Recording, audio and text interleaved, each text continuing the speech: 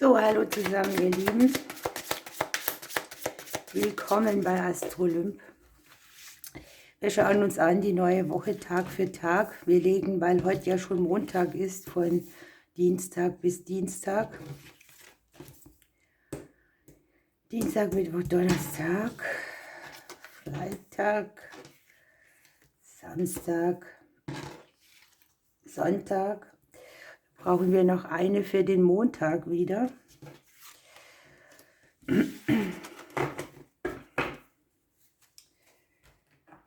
Das Auslegen dauert jetzt eine Weile, das wisst ihr.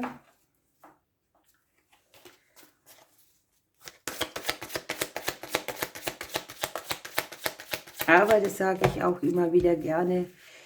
Die Karten können ja nur sprechen, wenn wir sie ziehen und auslegen. Deshalb ist es eigentlich der wichtigste Prozess. So.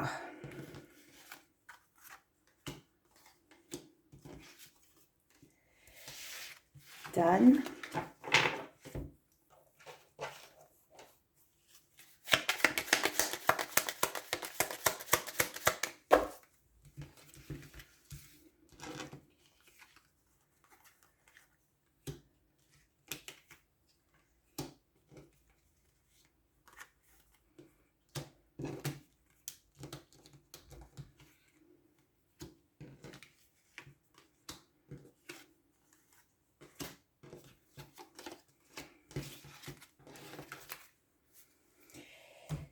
so, dann nehmen wir noch eine Nachricht, dann fange ich an.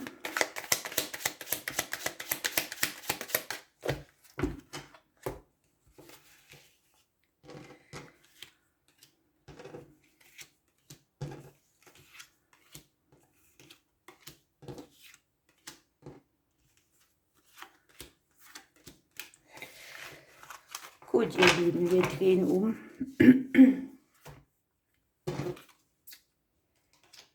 Und dann fangen wir hier mal mit dem Dienstag an. Ja, hier haben wir den zunehmenden Mond. Es geht um Themen, die mit Verwirklichung zu tun haben, mit Wachstum und mit einem bestimmten Fokus. Hier haben wir ja auch die Lupe. Hier kann sein, dass wir den Fokus drauf legen müssen, Details anzugucken oder uns tatsächlich mal genau zu reflektieren, wo brauchen wir denn etwas mehr Wachstum, wo darf sich etwas besser verwirklichen. Ich glaube, hier ist der Hinweis, das liegt im Detail. Ne? Wir dürfen uns auf irgendein ganz spezielles Detail fokussieren. Dann haben wir hier das häusliche Umfeld, die Umgebung, vielleicht auch den häuslichen Bereich, vielleicht auch eingesessene Situationen, die wir mit dem Gegenüber haben, oder auch das, wo investieren wir irgendetwas rein. Wir haben eine Zahl dabei, das ist hier die 4. Denkt an die Mondphasen, wir haben hier zunehmenden Mond. Überhaupt alles, was in Phasen verläuft. Ne? Hier kommt auch ein Zeichen für Unterstützung und man darf seine Pläne überdenken. Und ich habe hier das Sparschwein. Vielleicht möchte heute irgendjemand mal ein bisschen Geld zur Seite legen für schlechte Zeiten. Dann geht es weiter mit dem Mittwoch. Was haben wir hier? Das 4. Haus. Ein Haus des Elementes Wasser. Dabei sind die Sternzeichen Krebs, Fische und Skorpion. Und es geht um das Thema Familie, Ahnen und Heim. Das haben wir hier schon, ne? Das Haus. Und es kann sein, dass wir hier überlegen, wo wir uns irgendwie minimieren können. Das kann sein, dass wir ein Thema, ich sag mal, nicht so viel Raum geben einem Thema oder dass wir dies oder jenes nicht mehr brauchen oder dass wir uns irgendwie kürzere Wege suchen. Wir haben hier die Schlange und das Schiff. Hier kann es sein, dass wir unterwegs sind, dass wir uns um Mutterthemen kümmern, dass wir Sachen erledigen für unsere Eltern, dass wir uns vielleicht auch Wege ersparen. Wir haben hier die 10, wenn wir die Karten zusammennehmen. An sich haben wir 2 Zahlen. Einmal das Jahr mit der 3, die göttliche Transformation in eine neue Phase gehen. Und mit der 7 haben wir tatsächlich ein bisschen Magie und auch Glück. Eine Lektion, die wir vielleicht gelernt haben, eine Vision, die wir vergrößern. Und zusammen gibt es ganze 10. Ne?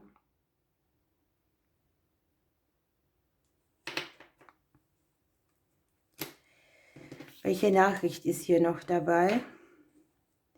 Ein Glücksfall kann uns erwarten. Das fängt ja schon prima an. Dann Donnerstag haben wir Vesta. Es geht um unsere Lebensenergie, um unseren Spirit. Und es geht um das Thema Bewertung.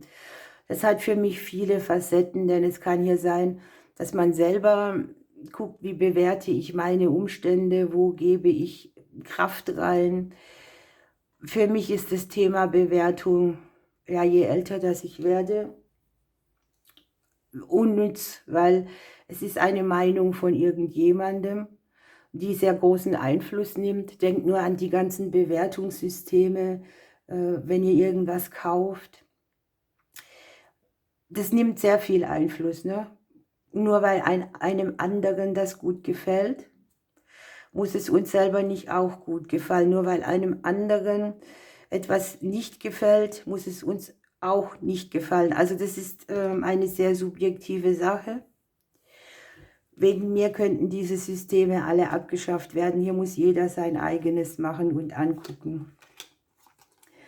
Dann haben wir hier tatsächlich, das passt sehr gut zu dem Thema Bewertung, irgendwo, ja, vielleicht diesen Faktor, wie nimmt mich das Außen wahr, was nehme ich von außen auf, was gehört gar nicht zu mir am Ende. Wo schnappt man vielleicht auch von mir etwas auf, das sich nicht gut anfühlt für mich, weil ich das so gar nicht meine. Wir haben eine Zahl dabei, das ist die 14. Und da sind wir bei der 5 im hebräischen Alphabet. Und da heißt es, wir haben ja hier die Lebensenergie, geh mal mit Schwung voran, erlöse Vergangenes.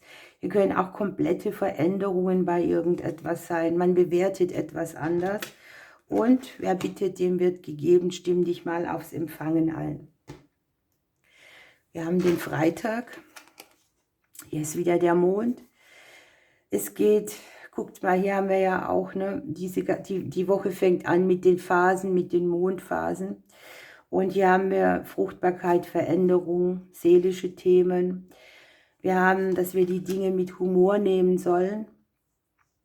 Leichtigkeit in unser Leben bringen, auch mal wieder über uns lachen. Hier sind natürlich auch Emotionen auf der seelischen Ebene. Ja, guckt, und wir haben hier, dass Hindernisse beendet werden. Das ist schon mal toll. Von den Zahlen her haben wir hier 2. Einmal die 8.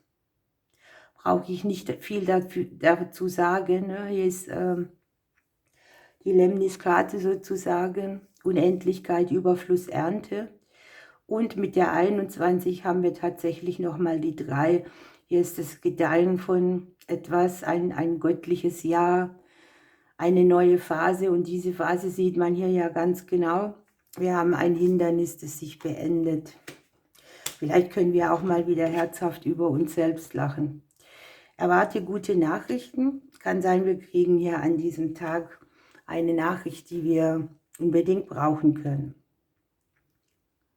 Muss ich nochmal, Dienstag, Mittwoch, Donnerstag, Freitag, Samstag haben wir hier Neumond, wieder mal Mond. Scheint eine Woche zu sein, wo der Mond viel Einfluss auf uns hat, auf unsere Seele, auf alles. Und hier ist sozusagen ein Neubeginn mit dem Neumond. Hier ist Detox, hier ist Inspiration.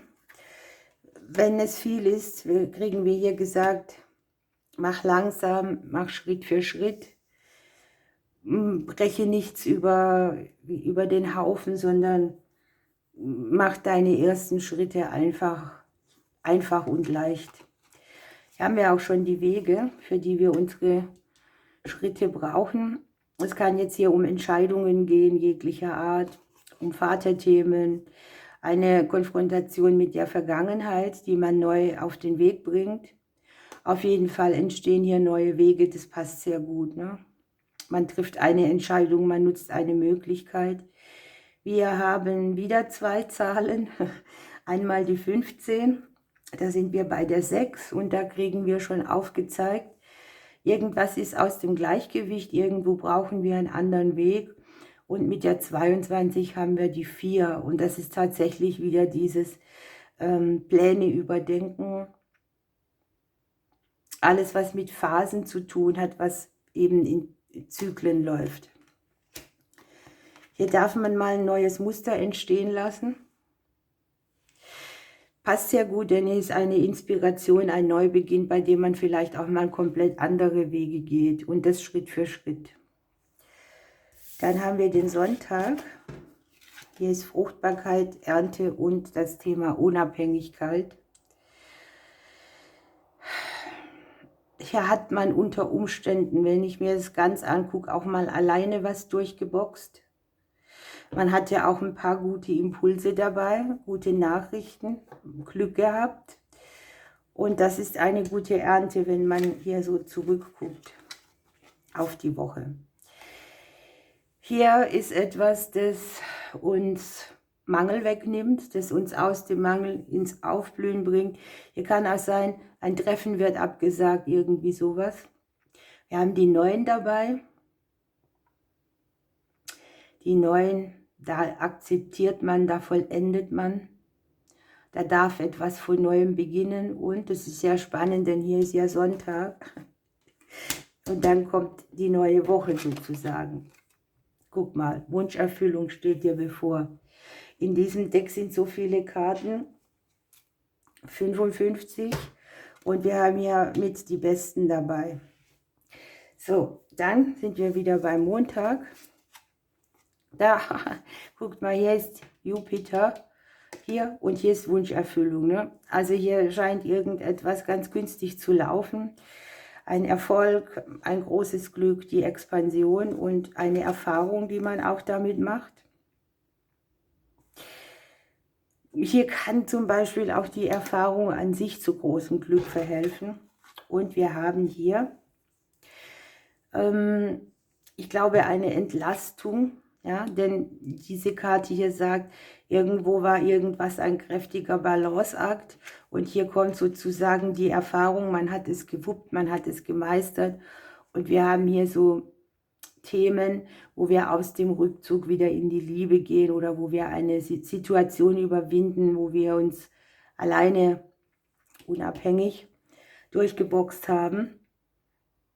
Oder wo man auch so trennende Situationen ganz gut überwindet in der Liebe. Von den Zahlen her haben wir hier die 19, das ist im hebräischen Alphabet die 100. Und das passt wunderbar, denn hier haben wir die 9 gehabt und hier haben wir die 1. Und da fängt natürlich alles wieder von vorne an. Wir streben aufwärts. Wir lassen die neue Woche entstehen. Wunderbar. Ihr Lieben, ich wünsche euch eine schöne Zeit. Ich drücke euch und bis Samstag.